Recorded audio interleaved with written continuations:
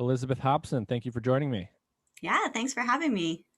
Can you tell everyone where you're calling in from and just a very short background in terms of your scientific training and what you're doing now? Sure. Yeah, so I'm an assistant professor in the Department of Biological Sciences at the University of Cincinnati. So I'm currently in Cincinnati. It's becoming spring here, so that's exciting. I've got birds that are nesting right outside my window here. Um, so in terms of my scientific training, so I did my undergrad at McGill University in Canada, and then I moved to New Mexico State University for my grad work. So I got my PhD there working with social structure in parakeets. And then I had two postdocs after that. So I worked at the National Institute for Mathematical and Biological Synthesis, which is in Tennessee, and then moved back to a different part of New Mexico for a second postdoc at the Santa Fe Institute. And then started my job here and started the lab in fall of 2019, so barely in the Hmm. before times. Yeah. And, some of the listeners at this point will probably be wondering why, what we're actually going to talk about. So this is, Hmm. some kind of animal behavior person doing work in parakeets, apparently. And I want to go through all of that. And we are going to tie it back to two things that don't explicitly have to do with non-human animal behavior. I want to talk about your work with respect to humans and Hmm. the environmental changes we've gone through recently. I Hmm. immediately started thinking about all those things as I was reading your work, and also computers and computer science Hmm. and network analysis. But briefly, can you describe some of the work and some of the animal models you've used to study things like social behavior? You mentioned birds, but what exactly have you been doing with them? Yeah, so I think to start with kind of the focus of the research, I'm really fascinated by the combination of sociality and cognition and trying to bring those together and infer something about cognition from the sociality and how individuals are interacting with each other. So I really like social species. So that includes humans to an extent, but I've done most of my work on birds so far. So most of my field work and actual like on the ground data collection has been with a small parrot species called the monk parakeet. And they're really interesting because they're invasive and they're super super super common in their native range. um, in South America and several of the countries, they actually call them La Plaga, the plague, right? Because they're Hmm. so common. And so this little bird has gotten into the pet trade and then become invasive around the world because of escaping or being intentionally released from the pet trade. And it's a really interesting model because they're very social, and Hmm. it's a parrot, so they've got the big brains and the potential for complex cognition and things like that. So I've done a lot of work with that particular species of parrot. But I also really like comparing, right? And that's one thing that I started developing in the towards the end of grad school. Was like, okay, well, now I know something about this particular parrot species. What does that tell us if we compare it to what we know about elephants or hyenas or primates or something like that? Hmm. And making those connections across species turns out to be, in a lot of cases, really tricky. And so I really started diving into, okay, well, maybe I'll take off the blinders and not consider every animal as if it's a parakeet, and really kind of try to use this comparative perspective to see what does sociality look like for other species and what kinds of generalities can we start to discover from doing those kinds of comparisons. Hmm. There's a very difficult chicken and egg type problem when it comes to thinking about cognition and social behavior and social complexity. Because on the one hand, you've got to be smart to deal with a complex social environment. Hmm. But on the other hand, the complex social environment is probably a major driver for brains getting bigger and smarter and better. So, how do Hmm. you start to think about that and unpack that as a researcher? Well, I think that's it's a perspective that people have had in the field for a while, right? Like a lot of hypotheses are about this kind of ratcheting effect of you increase the sociality and you have to increase the cognition then, or you get a boost in cognition and that allows you to develop, a more complex social structure. Um, but I think there are other ways that we can get boosts in cognition and boosts in the complexity of social interactions, that they don't have to be tied together. Hmm. And I think that, for some of these species, um, and for some of the perspectives, the that kind of close relationship between cognition and sociality might have come from our own biases, right? Because we're social and we have complex cognition, and Hmm. so maybe we're the pinnacle, right? And so everything else is kind of going in that direction potentially, and that really would shape a researcher's perspective on how to formulate a hypothesis about how each of those potentially disconnected traits might have evolved in concert. So I think it's really important to take a step back and say, okay, well, not every species is a person, right? Hmm. So like really thinking about their evolutionary trajectories and how that might have evolved. Yeah, I mean, one immediately thinks about something like an ant colony, highly Mm-hmm. social, highly complex in some ways, Mm-hmm. but I don't, correct me if I'm wrong, I don't think anyone would argue that ants are doing any particularly sophisticated type of cognitive behavior. It's all or mostly, direct sensory feedback mechanisms, and yet there's a complex society there. Yeah, and I think that, the decision-making process in ants can be very interesting and very complex in surprising ways. So there's some evidence for teaching, for example. If you interpret the data in a certain way, there are ants where they appear to be teaching each other a route from one area to another area, for example. And so I think, not coming into this with like, a big brain is necessary, right, for interesting things to be happening is a good perspective to have on the whole situation. Hmm. And a lot of your work in birds has focused on, and in the comparative approach, has focused on dominance hierarchies and Hmm. aggression. So, can you just define what a dominance hierarchy is and why you chose to study those things in particular detail? Yeah. So a dominance hierarchy is when you can rank animals or individuals in this linear pattern, right? So you've got from the top ranked individual to a bottom ranked individual, and the fights or the aggression that they have among themselves allow you to do that kind of ordering. Um, where you have lots of unstructured fights. So, for example, individual A up here, that's maybe top ranked in a hierarchy, beats B, beats C, and then B beats C and D, that would be a very nicely structured hierarchy example. Hmm. But you can get examples where those rules kind of break down and you get a messier structure, or the structure just isn't even present. And so, for example, if you've got individual A beats B, B beats C, but C beats A, right? That's a cycle there, and that you can't easily linearly order. And so dominance hierarchies have been studied in animal behavior and biology for almost 100 years now. And it's been a really fascinating topic and really interesting to see how the history of work in that topic has progressed over the years. Um, but I think that with the dominance hierarchies, often we're thinking of these kind of linear structures. So how do they emerge? How do the individuals in a group, if they're all novel and you throw them together, what happens? Does a dominance hierarchy come out the other end? How long does it take? What effect does rank have on things like reproduction and stress and things like that? So it can be really, really important to individuals that are living within those social groups. Hmm.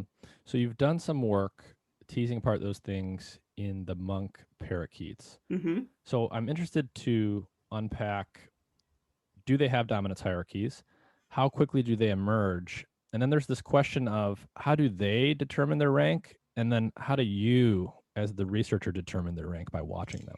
Right. Yeah, this is tricky, right? So with the parakeets in captive groups in like big semi-natural flight pens where it's much more possible to get really detailed social data than in the wild. For example, I tried that. It did not work very well. Hmm. But with these captive groups, they can, if you put a whole bunch of birds together, a dominance hierarchy can emerge pretty quickly. So within the first like 3 to 6 days, you can get pretty nicely structured aggression, and it's easy by eye to see like, oh, those are the top birds and those are the bottom birds. Everybody in the middle is a little bit trickier to figure out what the ranks are by eye. And so for that, and for formally establishing all of the ranks of the individuals, then we use a lot of computational methods, and people use tons of different approaches to this.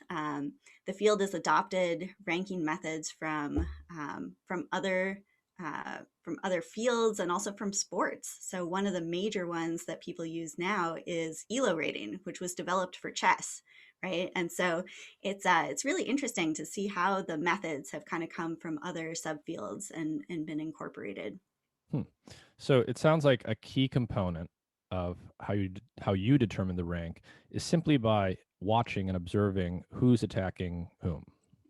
Yep, exactly. So we just write down, Parakeet A fought against Parakeet B and what time that happened. And then we can use our computational methods afterwards to come in and make sense of all of these fights. And the parakeets are really active and they can be very aggressive. Hmm. And so there's just so much going on that by eye an observer has a real difficulty going in and saying, other than the obvious ones of like who's winning all the fights consistently versus who's like losing all their fights consistency. That middle part is really hard to eyeball and say like, oh yeah, that one's ranked like slightly above the other one. Hmm.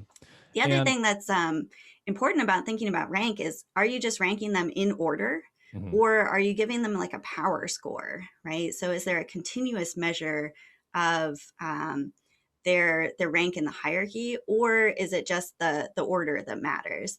Mhm. And for different kinds of questions, that can be an important distinction. So one of the things, one of the tensions here that I sense with this type of work, it's a tension that's very common in the field of behavior generally. So, historically, there was a lot of field work that was done. Biologists would Hmm. go out into the field and watch wild animals. The advantage of that is you're watching wild animals. You're seeing real behavior happen in real naturalistic situations. The downside is it's very difficult. You Hmm. can't control when things are happening or how they're happening or all of the infinite parameters that are at play. And so when I was doing neuroscience, there was this big push to do more naturalistic but quantifiable behavioral studies in a laboratory setting. So people would Hmm. have mice and rats, say, in an arena, but they have quite a bit of freedom to move around. And you are using depth cameras and things like that to track all of their movements, and you're using machine learning techniques to quantify down to the level of the bend of their spinal cord on a moment to moment Hmm. basis. So where does your work kind of fall on that continuum? It sounds like you're doing semi naturalistic observations with human observers, but how quantitative can you really get? Yeah, so the best way to collect this kind of aggression data in our situation, because we do have a relatively large area and we do need to identify all the individuals by sight. So, you could blanket the entire area with video cameras, but then you would have to have people go through and code those videos, and that takes forever. Because it's not just the location or the presence of the individual, it's what's happening. And that behavioral context is really hard to get from video. The new machine learning and neural network methods that are coming out are getting us closer to that. And it's Hmm. really a very exciting development, because I think it'll drastically speed up the just our ability to get this data analyzed into a usable format and then kind of do something with it. For example, when I started my work with the parakeets, there was so much going on that I actually just voice recorded my entire field season. And then I took 2 years to enter all that data into electronic format so I could analyze it. So it was a huge amount of time investment just to get to the point of, is there even a hierarchy? Hmm. And so what we do now is it's kind of a combination. So we have human observers there, and they're staked out in blinds with binoculars and scopes and things like that. We have all the birds marked so we can tell who's who. And then everybody has iPads. And so we're entering the data into electronic format in real time. So then we have a pipeline in the background that does all the computational analyses and spits out rank for all the birds at the end of the day. And so that's drastically sped up our ability to get the data just into a usable format. I think the real computational part in my work and the things that I've been developing with collaborators is on the analysis side and getting more into modeling and saying like, okay, well, this is the real world structure that we see. This is the pattern of the fights. And then we can go in with computational methods and either start to break little pieces of the real world and kind of put together this parallel universe that's slightly broken, right? And then you Hmm. you push that far enough and you say, when do those two worlds start to diverge? Like, have we broken something critical or essential in our model data that makes it diverge from the real world data? So that's how we can go in and start to see, are there more structural rules in the data? The other approach is to build it up from the ground, right? If you have another parallel universe over here with the modeling approach, you build in some rules that you think are important in structuring the fights and the aggression. And then you run that world. And again, you have this parallel universe that you can compare to the real data and see, have we coded in enough of the real structure that we get a match Hmm. between what we're seeing in the model and what we're seeing in the real observed data. So can you give some examples of like models you've used and compared to the actual behavior in the birds to give people a more concrete sense of this?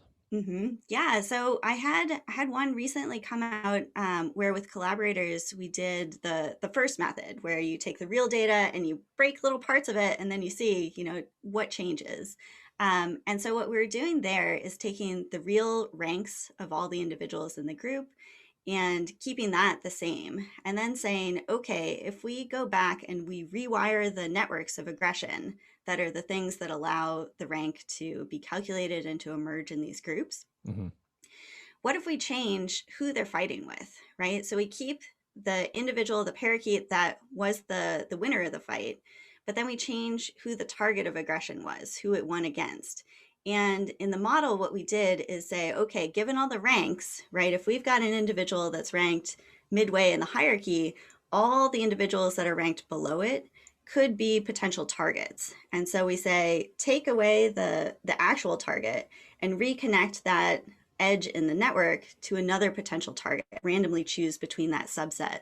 So for each individual in the hierarchy, that subset is different of who they should be fighting with. Hmm. If there's nothing else going on that's structuring the fights other than I fight with individuals that are ranked below myself, Hmm. right? And then what we can do is run those forward and see, okay, if we simulate 1,000 times, 1,000 parallel worlds, do we consistently get ones that are overlapping and are similar to the real world data, suggesting that we haven't broken anything fundamental about their social structure by doing this kind of rewiring of the network? I see. So the idea would be, you could have one setup where rank and aggressive behavior are basically of the form that a bird is always going to attack only someone who's lower than them in Mm-hmm. rank, and they're going to do that indiscriminately. So they're just going to Mm-hmm. kind of be an asshole to everyone who's less cool than them. Yep. And then what would be an alternative structure? Yeah, so one of the things that we started seeing with these models is we started finding some species that were not following this pattern, right? And there seemed to be additional structure on top of just this basic, loosely follow the rules of the dominance hierarchy kind of structure. Mm-hmm. And so you can imagine if you're an individual, maybe you're fighting and you're fighting with all the individuals that are ranked below yourself, but you're focusing your aggression on the ones that are ranked maybe at the very bottom of the hierarchy, or you're focusing your aggression on your potential challengers for your own rank, so the Mm-hmm. individuals that are only ranked like slightly below yourself. Mm-hmm. And so that layering that extra structure on top of the rules, then in the model, if we break all the connections and we say just like indiscriminately just fight with anybody ranked below yourself, then our parallel universe world is going to diverge from what we actually see in the parakeets, for example, or any other species. I see. So staying on the parakeets for a moment, is there a basic, do they follow one of those basic structures, or does it really depend on the individual? How much variability is there in that type of thing? Yeah, so for the kind of the way that I was analyzing the strategies with my collaborators is that the majority of the individuals in the group have to be following a certain pattern well enough that we can detect it. So if you have a big mix of, social dominance patterns in the group or something, then it kind of defaults back to this like, the simple pattern of just fight with anybody ranked below yourself. So you have to have enough individuals that are doing these more kind of complex patterns in order for us to be able to detect it in the data. And so with the parakeets, the two groups that I had studied a while back now, they both follow this close competitors type social dominance pattern. New results actually are showing just from last season. We had a short field season that unfortunately got terribly truncated by all the COVID stuff happened, like right when we were first starting to get data. But the very initial analyses of that are showing that that group was following what looked like a bullying strategy. And so they can. So that would be bullying would be formally described as fighting or picking on someone who's much lower than you in rank. Exactly. Yeah. And so, one of the things that I really like about this kind of like big picture comparative work that, for example, we did in this recent paper is we found that we had data from multiple different groups of the same species. And then we can go through and say, like, how consistent are their strategies? Is that a characteristic of the species, or should we consider that to be a characteristic of that group at that time in the conditions that they were under? I see. And so that like opens up these ideas of like, how much can groups change their strategies? Do they change over time? Like what affects that? Mm-hmm. Interesting. And so, well, I have a lot of questions on this stuff. The birds. So the answer to this question might be obvious, but I suspect maybe there's more to it than one might initially expect. When the birds are acting aggressively towards each other, why do they do it? Are they taking food from someone of lower rank, or is it something that obvious, or is there something more complex and nuanced going on? Yeah, it's a great question. And that's one that, I've really struggled with because in these captive populations, right, they're in a flight pen, they've got as much access to food and water as they want. They've got a lot of space where they can get away from each other. The Mm-hmm. pen is big enough that they're not forced into these, artificially dense groups that might artificially increase aggression or something like that. Mm-hmm. Um, so I don't know. They seem to spend a lot of time and energy doing these kind of like um, they're not aggressive fights where generally the parakeets are injuring each other. So Mm-hmm. it's kind of a low level like pecking kind of thing. Mm-hmm. They're spending a lot of time doing it, and they seem to be spending a lot of time not just processing and acting as if they know something about their own rank and the rank of others in their hierarchy, Mm-hmm. but they also seem to be watching each other Yeah. and putting together information of like, oh, A just fought B. And if I'm C and I'm watching, then I know something about those two individuals without having to actually fight with them directly. And it appears that the parakeets are doing that based on both the computational analyses and also just the observations. I mean, Mm-hmm. if a big fight breaks out, you can see a lot of the birds in the pen will like all fly over, and they often these big fights are on the ground, and so they'll come running over, and they're craning their necks, and they're just like, really interested in what's going on with the fights. Wow. So So it's it's pretty hilarious to actually watch it. They look like yeah, it's bird spectators when like a MMA. brawl, yeah, breaks out or something. Interesting. So they're spending a lot of time, what might at first blush seem like excessive time, fighting over nothing. But, perhaps, if they're consciously aware, I'll just use that phrase, if they're consciously aware of their rank and they care about it, how do we get at the reason that they care about it? Is there, the first thing that Mhm. comes to mind is, do they get a reproductive dividend for being high ranked? Yeah, I would hope that there's some kind of purpose to all this fighting, right? It would make more sense if there was. And I think that the tricky thing, in order to address that, you really need a long-term study. Hmm. Parrots live forever, so that complicates things. And you really need it to be in the wild, right? To understand the fitness effects Hmm. of being high ranked. So what it looks like in captivity is it's kind of this micro improvement in their micro habitat. It's like if you're sitting over there and I want your perch, then I Mm. get to take it.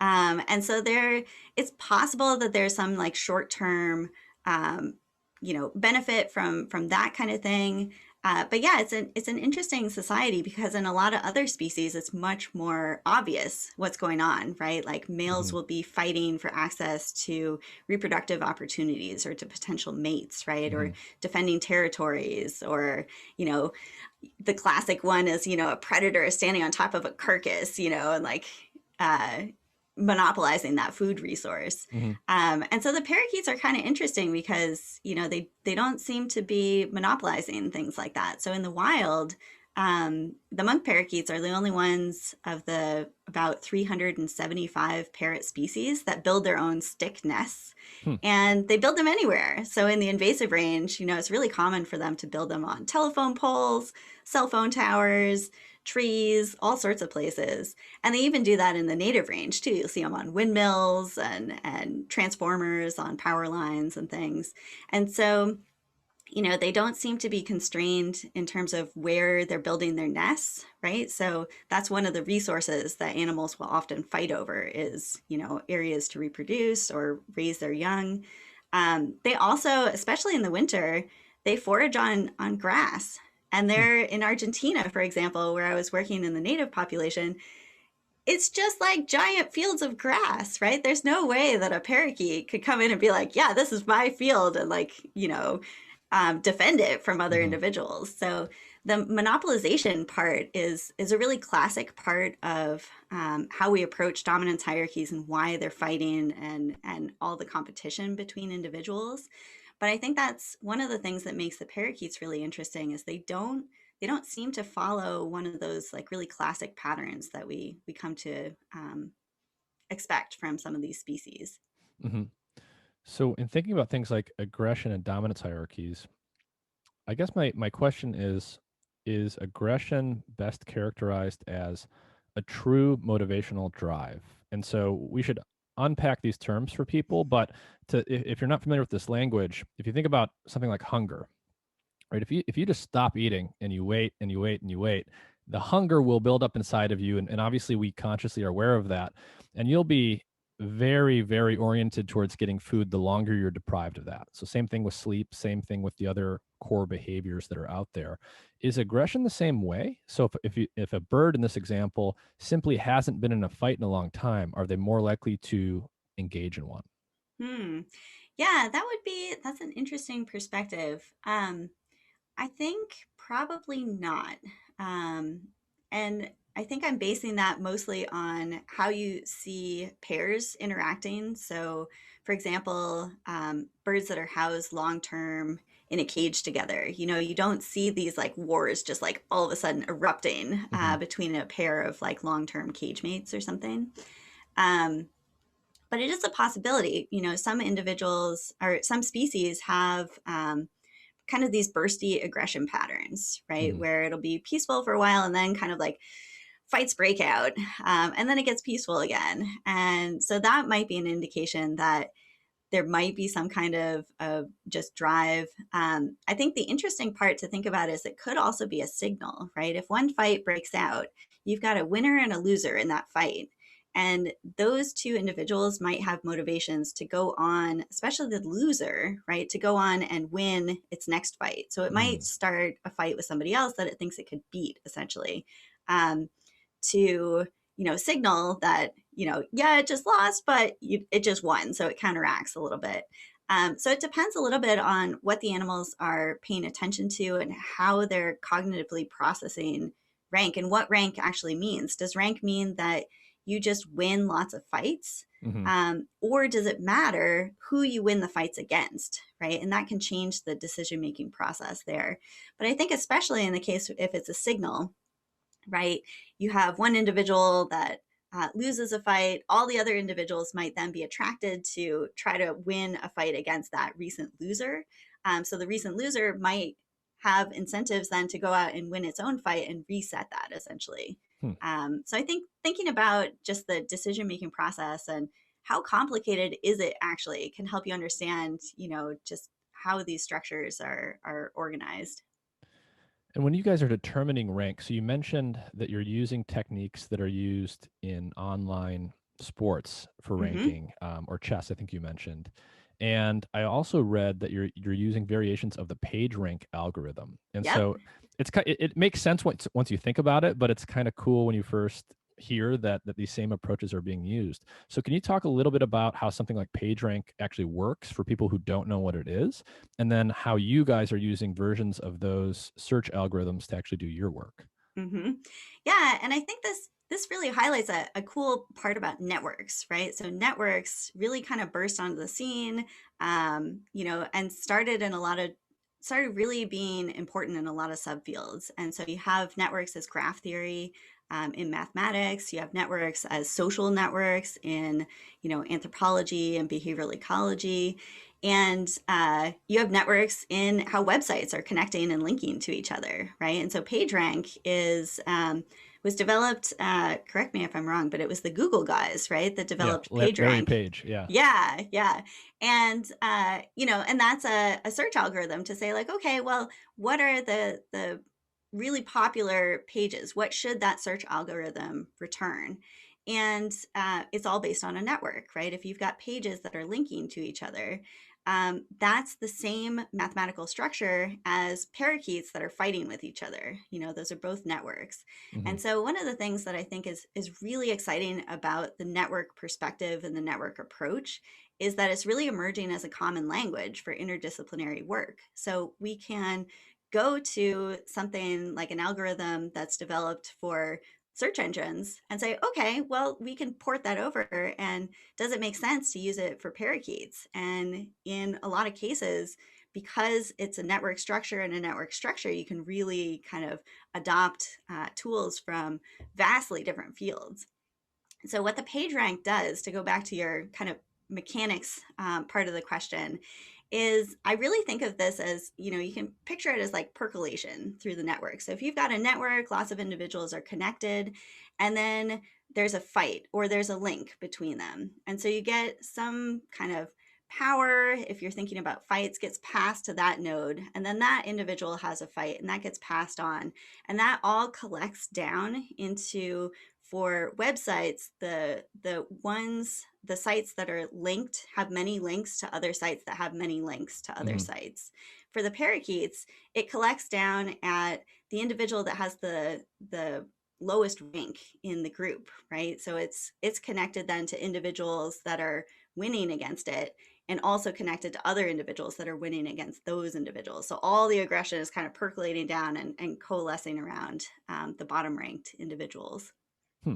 So at the end of the day, it's all basically the same math. You just have Mm-hmm. different entities. It could be websites, it could be parakeets, it could be Yep. humans. You're counting, literally just counting the number of things that you think are relevant. So in the case Mm-hmm. of Google, how many times does your website get a link from other websites? Probably weighted in some way towards the quality of the website, right? So if I'm Mm-hmm. getting a link from some guy's random blog, it's maybe 1 point, but if I'm getting a link from whitehouse.gov, it's 1,000 points. Well, and that's you want to think about, it's not really the quality there, right? Or like how much you trust those websites. Hmm. It's how many other websites are linked to that website, Yeah. right? Well, that So would be like, the proxy for trust, right? Is how many links it has. mm-hmm, mm-hmm. Yeah, in this example, yeah, you could use that as a proxy for trust, but it's also a proxy for like popularity or impact Hmm. too. So Hmm. it kind of depends like how you twist it. Yeah. So you can do something similar with the parakeets. Going to your comparative work and thinking about, let's just tell me if this is too simplistic, but thinking about the smartest social animals like parrots and primates and the dumbest social animals like, I mean, I don't even know what you would pick. Prairie voles or something. Oh gosh, you're gonna get me into fights at the next conference I go to. Well, my question is really, how similar are the structure of dominance hierarchies across species with different levels of cognitive sophistication? Are there some general structures that tend to emerge in most species, or is there a lot of variability?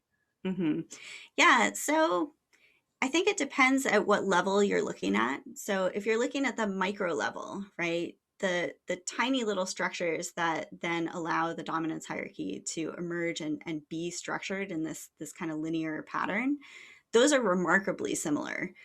So I have a friend, Dai Shizuka, that did this amazing project where he trolled through all of the old papers going back to, I think, 1937 was the oldest one. And people have been reporting dominance hierarchy data and aggression since then.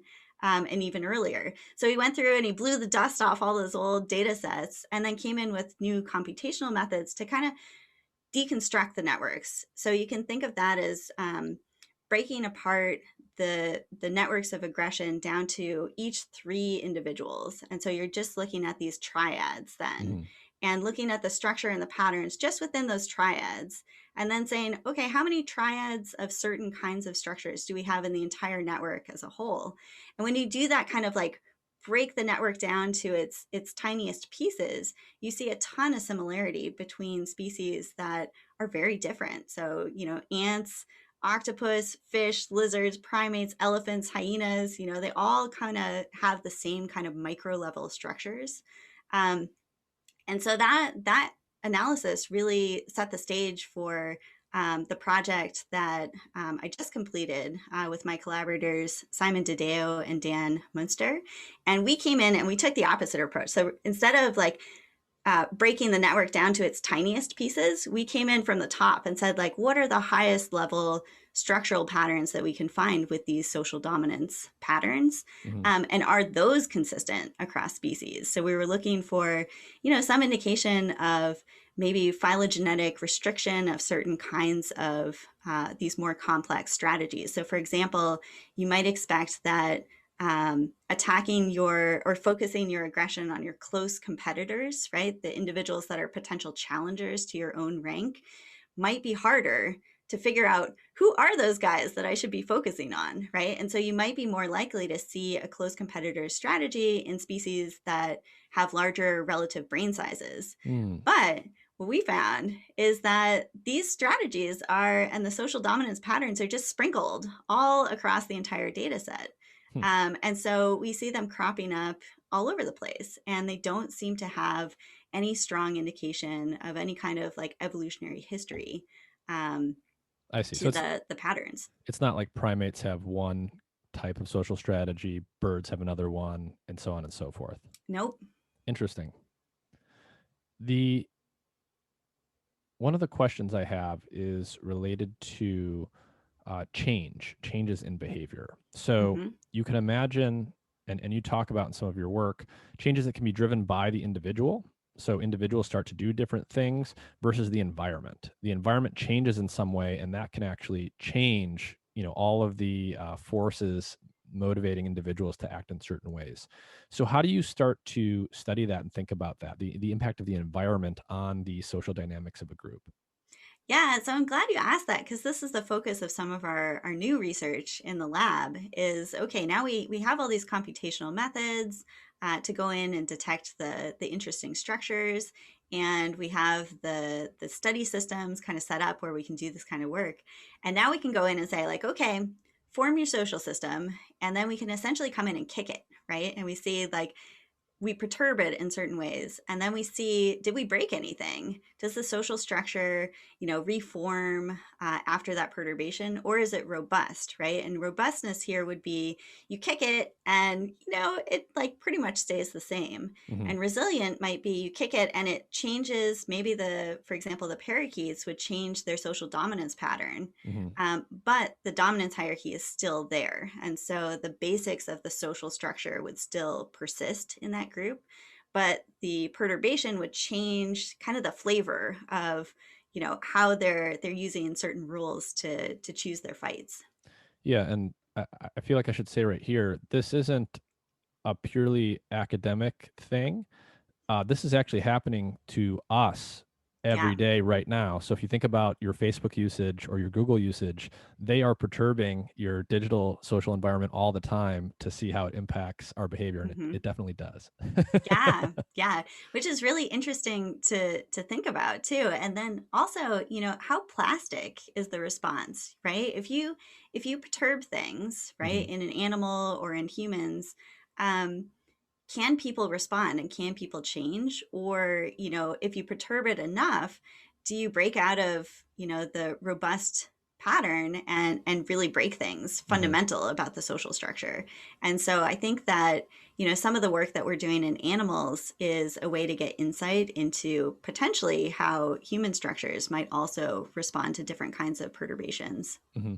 Are there any, before we get to humans and thinking about our own behavior more, are there any examples in non-human animals of shifts in social structure? So some sort of environmental change happens and the dominance hierarchy shifts in a big way, or the pattern of behavior in some other capacity shifts in a big way and becomes stable in that new configuration.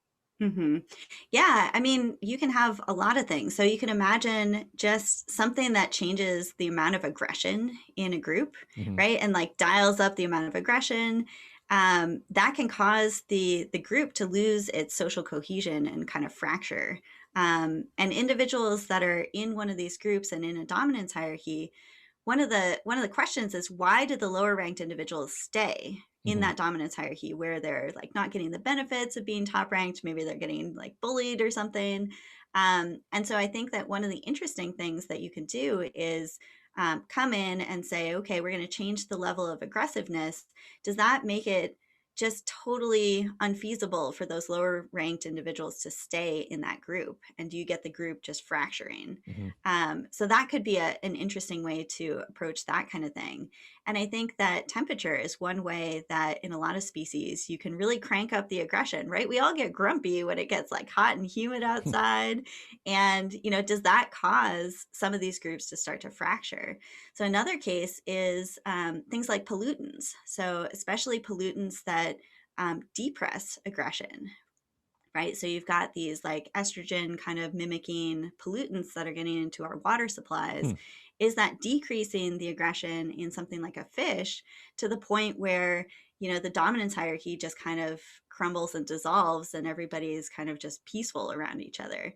And that Hmm. would be a major change in the social structure of how those groups are put together. Hmm. So you sort of hinted at it or indirectly mentioned that the level of aggression, the types of behavior that are happening seem to be closely related to the size of groups. So groups can grow, they can split. This happens all the time. This happens in the human world. You see this in the animal world. Can you unpack a little bit more about fission fusion dynamics of groups? Like Mhm. what are some of the big things that are dictating group size? Yeah, so resources for sure Hmm. is one of the major structuring features. If you don't have enough resources in an area, then what are your choices? I mean, you can dive, right, or you can leave, and some of those kinds of decisions at a really fundamental level can cause these splits. Often for the fission fusion dynamics, we're thinking about more of like a shorter time scale and a much more fluid social system. And so you can imagine a big group of, for example, parakeets that are all roosting together in a colony. And so they're in a big group overnight and in the morning, but then they split into smaller groups to go foraging. And then they meet up when they're foraging and then they come back. And so you've got these kind of subgroups that are forming, coalescing, and then splitting apart and then coming back together with a different kind of composition of individuals. Hmm. So often we'll think of that as like a fission fusion type society, and that can happen on a really short time scale too. So it kind of depends on the species. But for the parakeets, they're constantly seems like they're constantly in action, and so they're flying over and forming a little short-term foraging group, then splitting apart, coming back together in a different composition, and so just tracking all of those processes can be tricky. Hmm. And what are the trade-offs for ascending in rank in a group? So it would strike me that everyone ostensibly wants to be of higher rank because you get something. But Hmm. I imagine there's also cost to being higher in rank. So can you talk a little bit about stress and things like that with respect to where you actually fall in a hierarchy? Yeah, it's a good question. And that's something that people have been working on in lots of different species. Um, it really, stress and rank interact in interesting ways. So it really depends on like which species you're actually looking at. But you could think of it in different ways, right? If you're high ranked and everybody else wants to take over your rank, then you're going to be the subject of a lot of challenges. So that could be a stressful situation. If you're in a society where the top ranked individual is so much more powerful than all the individuals below it. Maybe Mm-hmm. it doesn't get challenged, and then maybe you just sit up there at your top ranked position until you get an injury or you die, Mm-hmm. and somebody else kind of like ascends into the rank. That's And like so I the think, lion model. yeah. Yeah. So, or like the hyena model, right? Mm-hmm. Hyenas are fascinating. Um, and I think that, it really depends. And one of the things that would be really exciting is one of the ideas that we've been working on and discussing in the lab recently is what if there's information processing going on?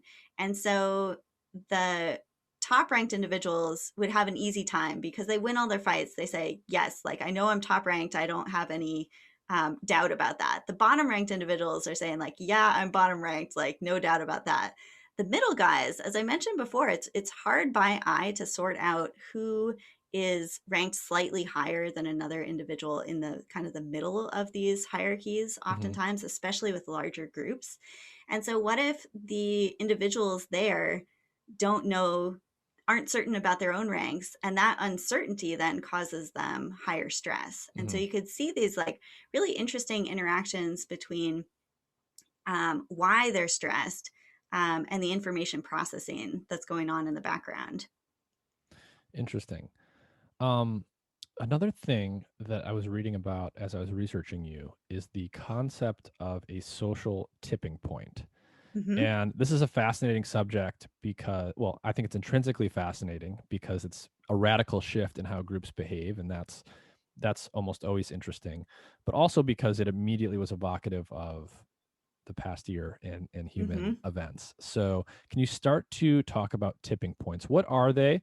And maybe let's start with some examples from the non-human world and what we know about how these tipping points are actually triggered. Mm-hmm. Yeah, so this is a very new area of research. So we don't have many very good, clear empirical examples right now, but it's a really, as you said, it's a really intriguing idea. And so the idea here is that you can do these micro perturbations of the social system of a group and push it through this gradient, right? And at a certain point, when you get far enough on that gradient, maybe the social structure flips over to something completely different, right? And that with a tipping point should happen relatively rapidly, right? It Mhm. should really do this kind of flipping motion.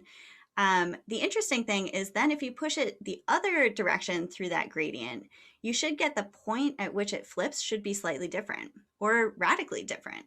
And that's the idea of hysteresis, so that there's memory in the system, and then it depends which direction you're pushing the system through that gradient.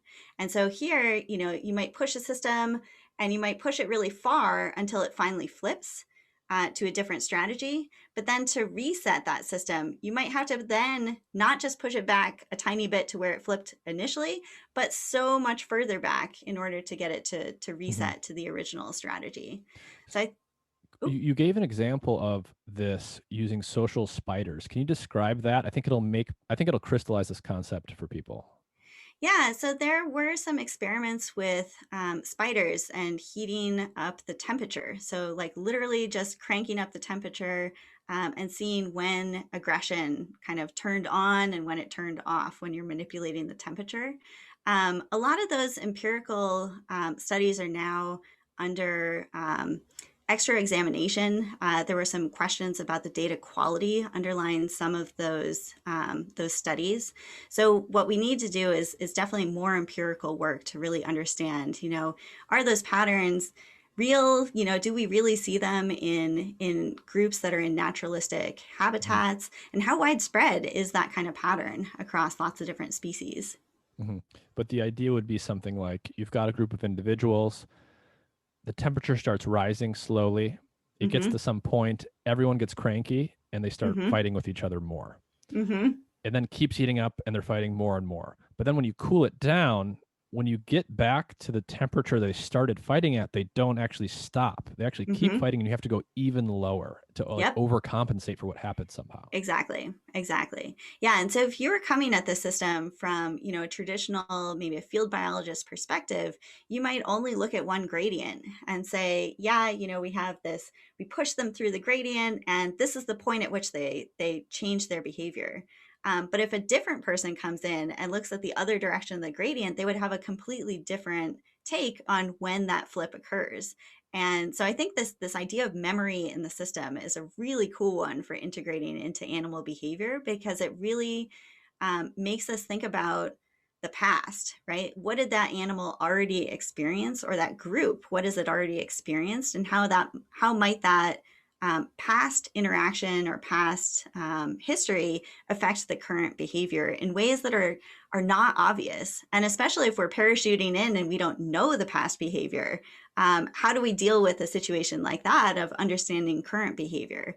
And I think that some of these perturbation experiments, that people in my lab are planning, and other labs are getting excited about, are looking just specifically at this of like, when you change things, what happens? Like, how far can you change things before? How far can you change conditions before the behaviors radically shift? Mhm. So, what are some other examples, any salient examples of tipping points in social animals? Yeah, so we have some examples from, for example, in humans, a lot of examples in ecology. So, for example, changing the chemistry of lakes until they flip to a new kind of ecological condition. But we really need a lot more tests in animal behavior in order to really identify, really clear examples, and also to just see how general these kinds of patterns are. Is it something weird that only a couple species are prone to? Hmm. Or I suspect that it's relatively common, because this idea of the past interacting current behavior is one that I think is most likely pretty common in a lot of species. Hmm. So, it sounds like there's clear examples in non-animal systems. So, like a lake can suddenly. Can you unpack that version for people? Because I think it's an example people will be familiar with. They just don't quite realize it's an example of a tipping point. Yeah, yeah. So I think anytime you've got this like drastic change, it could be a tipping point. Hmm. Tipping points outside of like mathematics are, it's tricky to say, is it actually a tipping point? Do you have a bifurcation in the system? And that's one of the tricky points or tricky parts of trying to study these, is that the mathematics get complicated, and it is really hard with our empirical data, which is messy and not clean like you would see in dynamical systems in the mathematical world. It's really hard to go in and say, with limited data and messy, noisy data sets, is this like for sure a tipping point or not? And so I think that some of the characteristics, the basic characteristics, are these like big shifts that happen over a short amount of time. Hmm. And this idea of hysteresis, that the memory is really important, and the direction that you're looking at when the shift is occurring. If you can find both of those, then I think you're on you have much stronger evidence of saying like, yes, this is a tipping point. But this is an interesting example of taking a mathematical concept that's used a lot in dynamical systems and things like that, and translating it over for use in a completely different field where the assumptions are different. And so when we were working on this project, we really had to dig into that and say like, okay, well, what can we actually feasibly do on the animal behavior or the behavioral ecology side to detect indications of things that would resemble tipping points if you're thinking about it from the mathematical perspective. Hmm. How do you start to think about human behavior? Because it was really natural for me as I was reading your work to start to think about parallels to human behavior. So for the last year, the environment has been perturbed in a very big way. Hmm. People are very stressed in every different way you can imagine. you seem to be seeing in certain cases in metropolitan areas, right? There is literal unrest. There's an increase in aggressive behavior. Hmm. We can't measure it with the level of fidelity that you can measure something as a biologist, but it seems to be going up. Do you think that we're at risk or potentially have crossed some kind of social tipping point in human society right now? Yeah, that's it's an interesting thing, like an interesting thought experiment. Um, I think it's hard to say because we're in the midst of it right now, right? And, if you were coming at this as a scientist, then, you would structure this with a control, right? So that you could say that these are above and beyond, natural variation that you would expect given this time and this place. And try to pull apart what are the social effects of a pandemic versus the social effects of racial justice and injustice. Like, can we pull those apart and really identify that different effects are coming from different kinds of factors? And with the messy human world that we have, that's really hard to say. It's like, okay, you're going to experience a pandemic and you are going to experience this other thing, and then see what happens.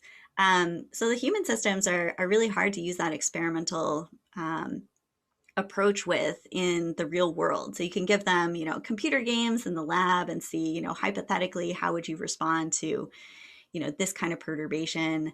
And that gives us some insight into potentially how people would interact in the real world. But it's a huge open question to see,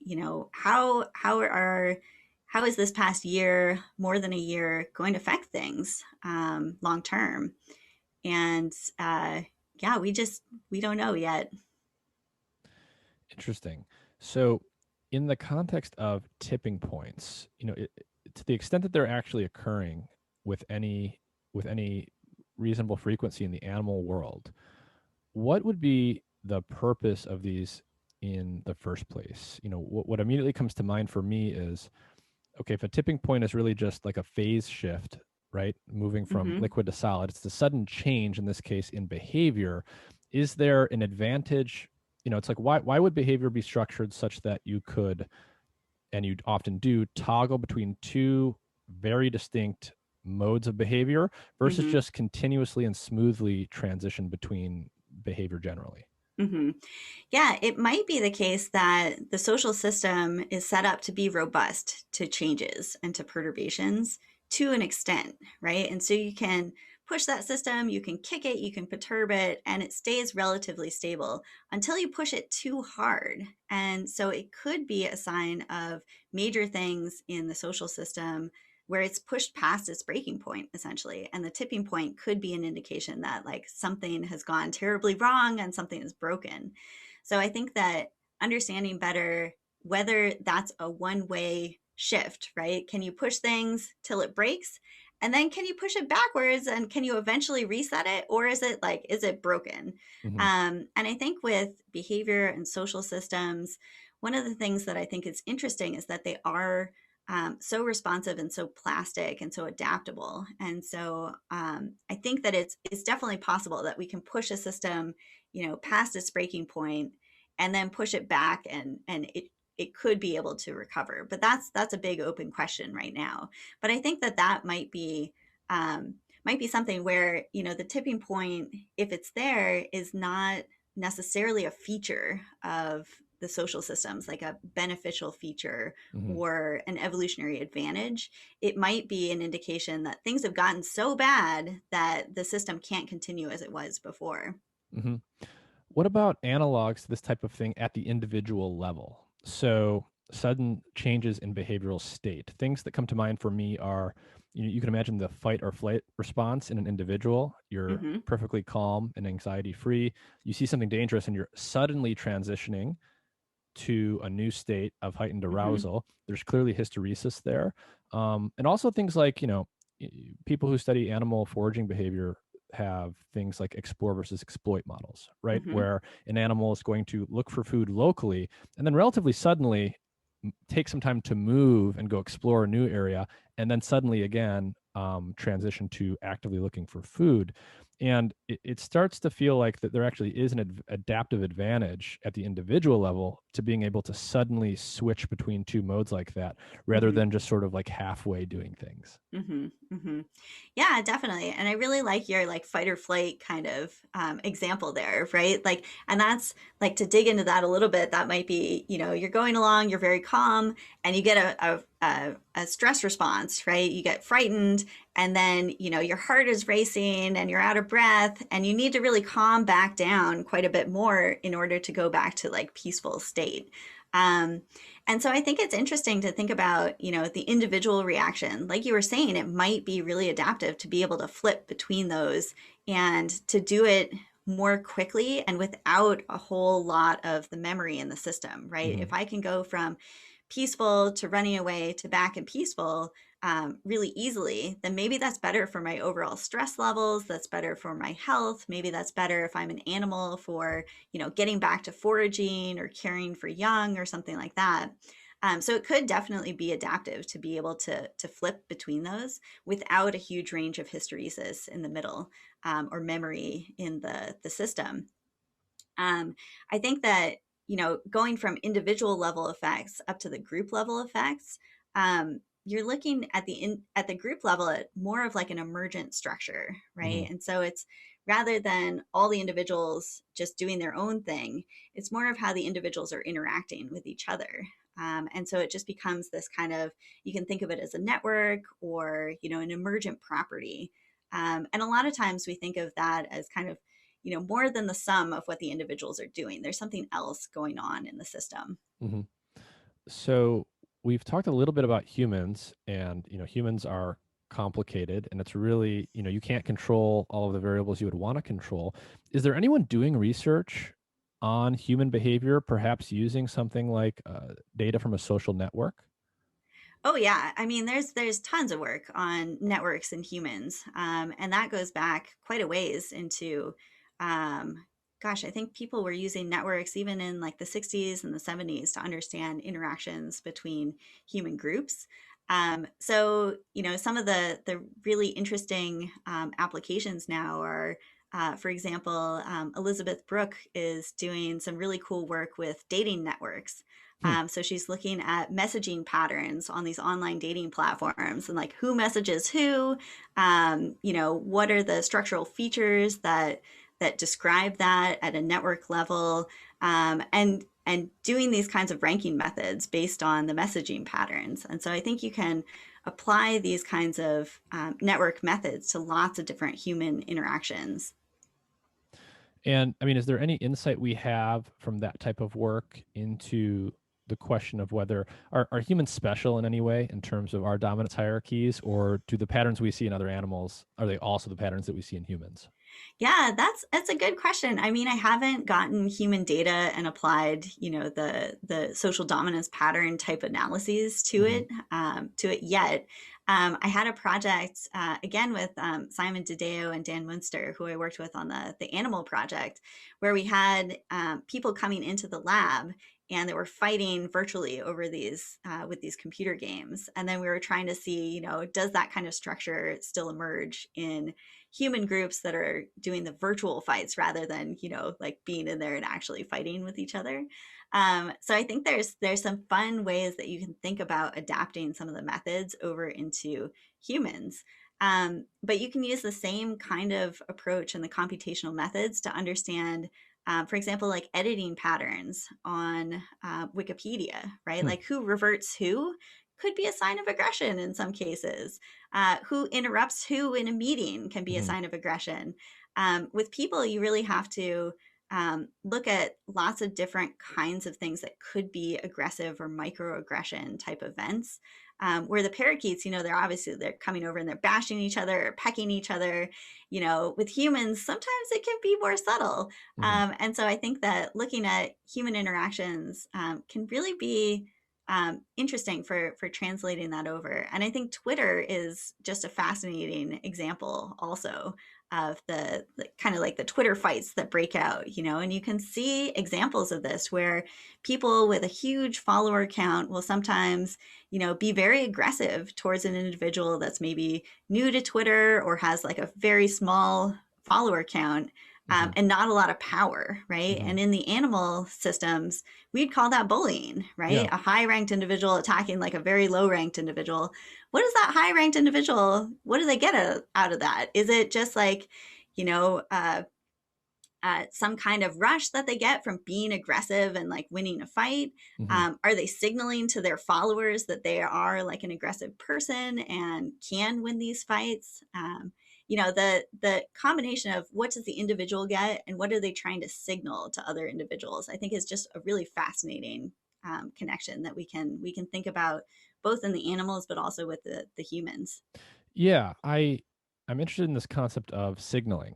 Oftentimes it certainly appears to be true, and I'll ask you to describe if this is actually demonstrated or known in more detail.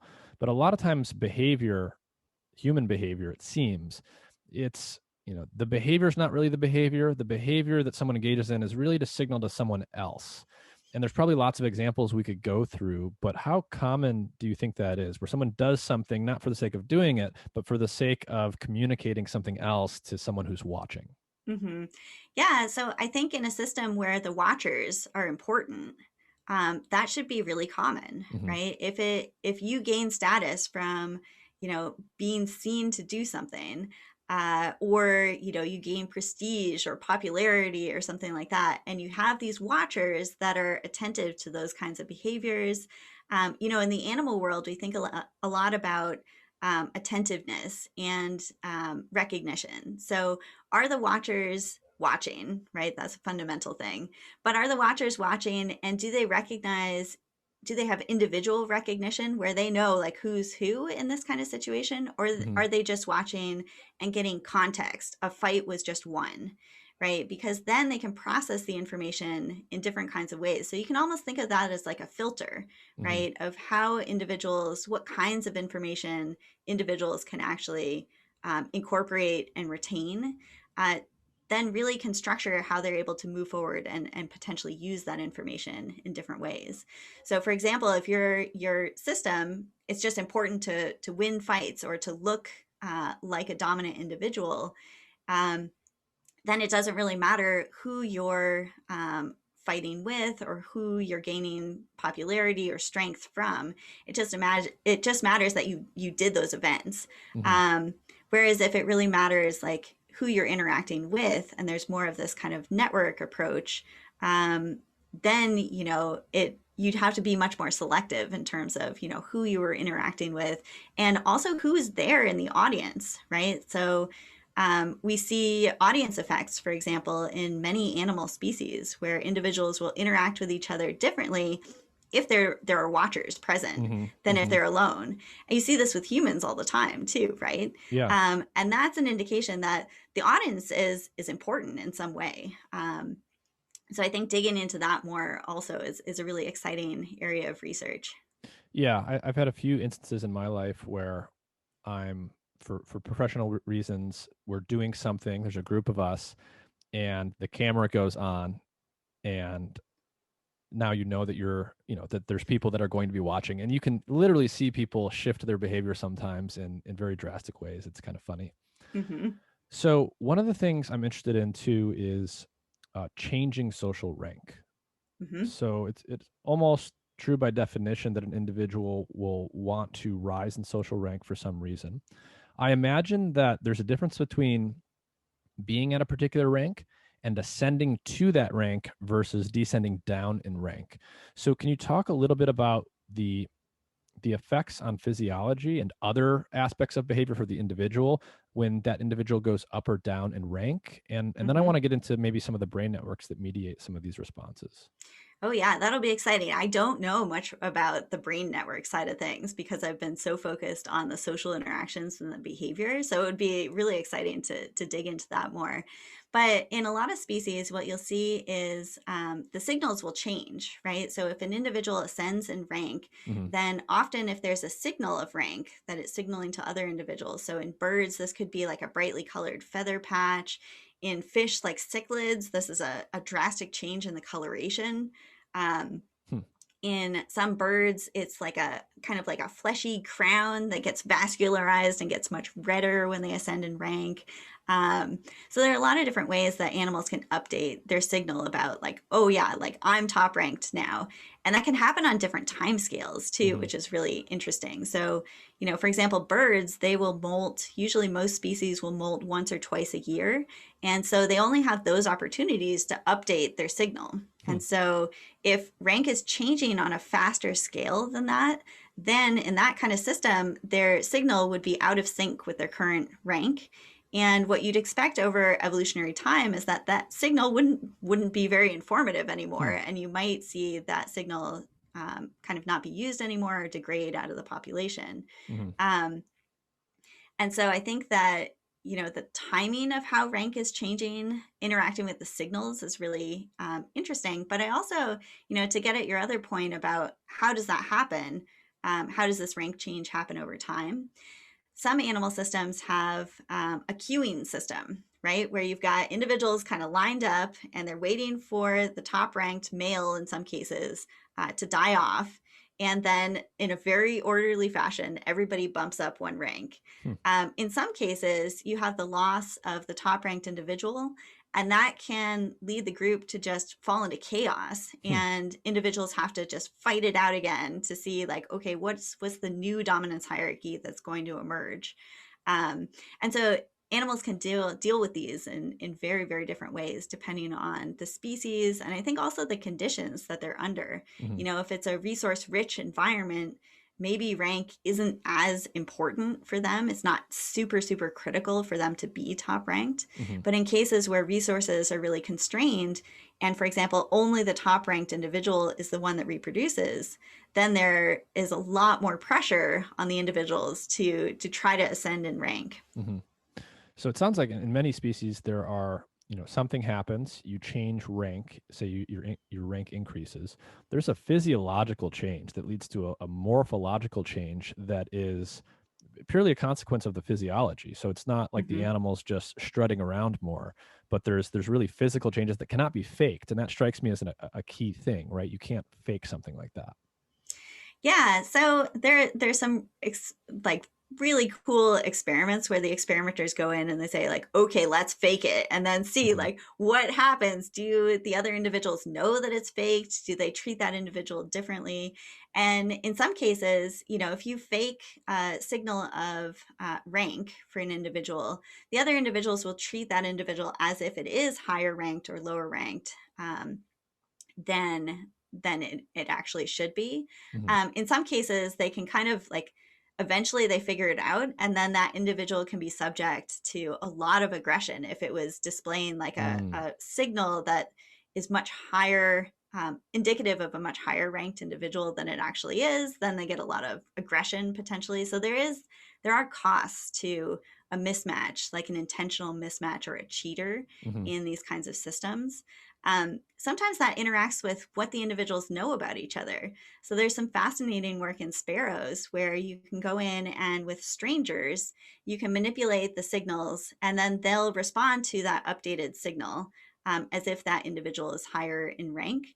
But if they know each other and you change one signal, the other guy is not fooled and so keeps interacting with that same individual, the known individual, as if it was, had its previous signal. Hmm. um, so there it's just like, it's a fascinating example of like what do they know about each other and how are they using that information to make decisions about how to interact and how to behave.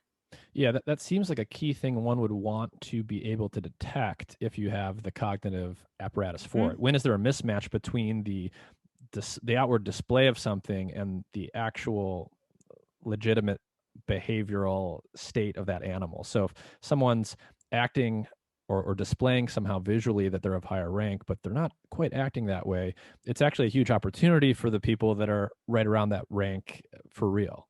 Yeah, to maybe test things out. It's like, should you really be that rank? Like, maybe I'll challenge you a little bit more and see, if I can take over, for example. So yeah, that could definitely be a strategy that the individuals would use of kind of like testing the waters or, um, doing these. It depends on the cost too, Hmm. right? Like, if you're testing the waters and saying like, are you really ranked slightly above me? And, I go and try to fight you, And then, you respond really drastically. And, the second individual gets really injured in the fight or something. There can be costs to doing these kinds of testing the water type behaviors. And so, depending on the social system and depending on how common those drastic responses are that lead to injury and things like that, they would be weighing the costs and the benefits of doing those challenges in different ways. Mhm. Interesting. And how have you, shifting gears a little bit, one of the challenges in the current context as our environment has shifted the past year has been, well, you mentioned your research has been impacted, but I also imagine that your teaching has been impacted. And I know that, everyone with kids or who's in college or whatever is having a challenging year because we've suddenly had to shift from what we're used to this completely new environment of online remote learning. And Mm-hmm. so, anything interesting that you've been doing in that regard? Yeah, so I had a crew, in the field doing parakeet research, and we had to just like at almost a moment's notice just evacuate everybody and close everything down. So that was really sad last spring, but everybody's safe, so that's good. What I did with the lab, it's a new lab. That was our first field season that we were collecting data on this, going back to work with the parakeets. So it was a real disappointment. But what I did is just do this drastic pivot and say, okay, all the people in the field, we're going to do computational stuff now. And we did it all online. And I really got everybody, into these computational questions. So we shifted over to thinking about, okay, we can't collect new data this season. So are there modeling approaches? Can we get at the same questions with a kind of more of a computational angle? And we had a cool paper come out of that where we were looking at, with the limited parakeet data that we had, our question was computationally, uh, are two similar looking types of aggression that we coded as distinct behaviors in the field season, were those functionally the same? Could they be considered interchangeable? So we did this big computational analysis to kind of test for that, and also to build a framework for other people to test similar kinds of questions. So it was really fun to take the empirical question that we had, um, and then shift that to this tractable computational problem, and then get everybody trained up in computational methods, and work together on this big project. So it was turned out to be a really good lab bonding experience. The lab is really new, so Hmm. it's a brand new group that was just brought together relatively recently. So it was a good opportunity for everybody to get to know each other while they're building up these skills and things. I've really carried that forward. So a lot of the computational stuff that I do is really amenable to this kind of like virtual research environment. Hmm. Um, so for example, had a lot of undergrads working with me in the fall to analyze movement data from a penguin population at the Cincinnati Zoo, which is just down the road from me. And they had all this data on their penguins. And I came in and said, oh, have you thought about doing something with like the social behaviors and the social interactions? And they had been looking mostly at swimming. So this was a cool project started by Katie Califoot, who I'm now collaborating with. And she was looking at how much do each of the penguins swim. And so what I did is come in and say like, oh, we can use all this stuff to look at the social interactions. And that got a lot of the undergrads really excited. And so they joined this group that I put together to help them learn how to code and learn how to do the social analyses. So we did that all virtually. It worked out pretty well. And I really used it as a test case for, transitioning some of my courses. I'm teaching a course this semester on how to learn how to code for undergrads that have no experience with coding. And we're doing it all virtually. And we've got, the penguin data again to kind of give people the excitement of working with data from a real species that's charismatic, and to also get them through the learning curve and the frustration of learning how to code. Is like, Hmm. when they get frustrated, I can always say, but the penguins, don't you want to learn about the penguins? And they come back and solve the problem. So in some cases, it's working out really well. In other cases, I mean, we did have to delay, building up the two other study systems that we're working on in the lab. So that's stuff that we were hoping to have up and running last spring and last summer, and that's still, we're hoping maybe this summer to get that up and running. But yeah, it's been an interesting experience responding to the pandemic for sure. So it sounds like you guys rose to the challenge and you adapted to your circumstances. When you're teaching people who don't know how to code, undergraduates say, where do you start? This is an area where, on the one hand, the average person can't write computer code, but on the other hand, it's becoming more and more important, such that, Mm-hmm. I almost think of it like learning how to write at this point, where we should be Mm-hmm. teaching children how to do this, and in some cases we are. So how are you approaching a group of people like that has no experience? Like, how do you get them started? How do you keep them motivated? Yeah, well, the penguins are a great way to keep them motivated, right? So that's been incredibly helpful, actually, to have kind of a cohesive topic and a Hmm. cohesive kind of set of questions that I'm trying to get the students to be able to address with the coding approaches. I think that, at least for me, the way I've approached it is to try to make it less abstract, Hmm. right? Like a lot of the intro to coding courses for, a biology major would be biostatistics, right? Which is combining learn to code with like learn to stats. Hmm. And that combination can be really tricky because if you get an error there, the student doesn't know, is it because I missed a comma? Or is it because I don't understand a t-test or something like that? Hmm. It's, Hmm. it's just not, it's too abstract in some cases.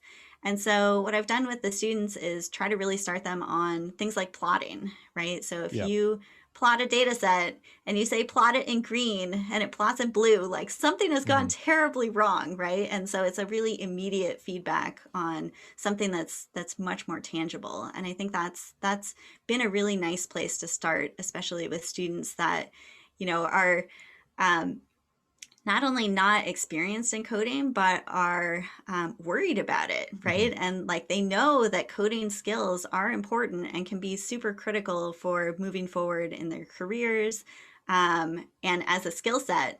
But they are extremely stressed and scared in some cases of getting into the coding. And so I think just making it tangible and making it a friendlier introduction is really helpful for getting people involved in coding that might not necessarily like go out and try to learn it themselves. Hmm.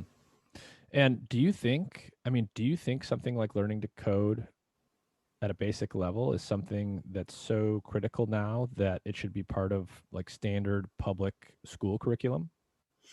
Yeah, I mean, I think so. And I think that, we're realizing that in the field of biology, as we get more and more types of data that are collected automatically, we're running into a situation, like you were saying before, of, like starting out as a field biologist, and then all of a sudden you have a big data problem where you're drowning in data.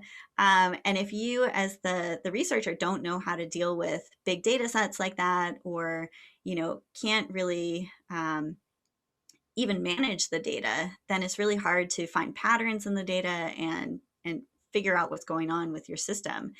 And so I think, yeah, it's becoming really critical. I think also, with there's constant development of new methods, and some of the open science platforms are much better at really kind of being the cutting edge, right? I can write a package and post it, and people can use it tomorrow, right? They Hmm. don't have to wait for a company to be convinced that that's like a cool thing, and like 20 years down the road, like integrate it into their package or something. And this is something that I ran into in grad school. Was I was a pure field biologist until about halfway through grad school, where I really wanted to get into the network analyses, Hmm. and was realizing that the out of the box methods that were available at the time were only asking like my stage zero question, right? It wasn't getting at any of the questions that I considered to be interesting. And so I had this realization at one point. I was like, oh gosh, I'm going to have to learn how to code. And that was, for me, was the trigger that, really started me on this computational journey, is just getting backed into the corner and being like, no, I'm going to ask these research questions because they are interesting. And even if I have to learn how to code in order to do it, that motivation was strong enough to get over that initial learning curve. So I think for students, especially that are starting grad school, often they're running into the same kind of mentality where it's like, I'm being forced into this because my question is interesting and I'm so excited about it that I will do this even though it wasn't in the plan. And I think for the undergrads, trying to get them some experience earlier than that, rather than like waiting to the point where you're backed into the corner, right, is really helpful for just the learning process, and making that learning curve more approachable. I see. That makes a lot of sense. So what are you working on these days? What are the latest research questions that you're asking?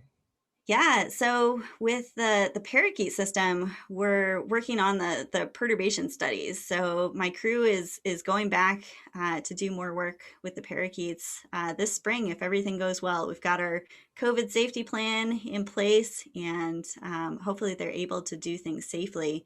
But what we're going to do is start to perturb the system and repeatedly perturb the system in different ways, and then see, how does it respond? Does it consistently respond in the same way to different kinds of perturbations, or do different kinds of ways that we're kind of perturbing the system result in different kinds of changes? So that's been a really exciting part to kind of get up and running.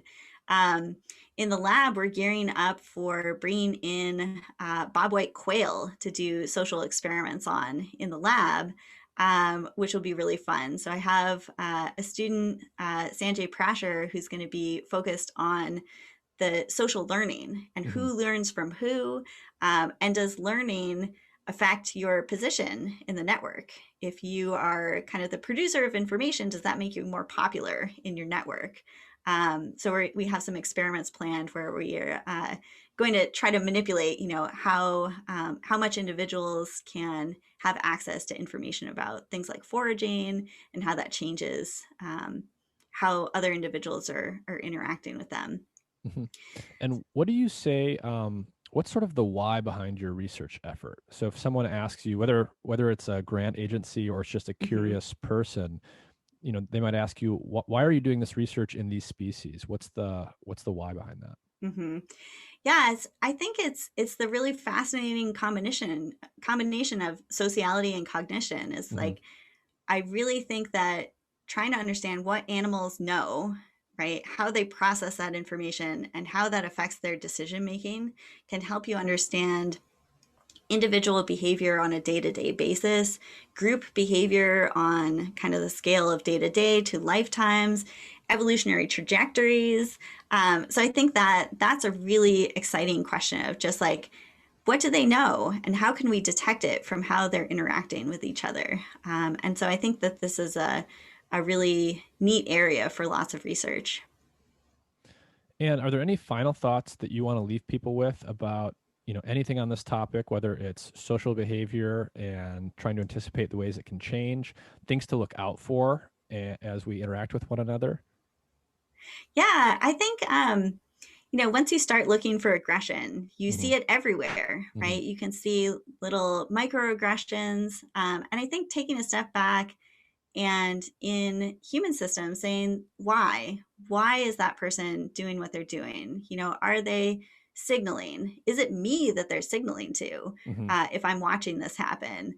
Is that what's going on in like the broader fabric of the social world is a really nice way to kind of step back from some of these systems and say, like, do I want it to be this way, or can I be the agent of social change, and can I be the one that disrupts the system and changes it for something maybe that is a friendlier situation to be in. Hmm.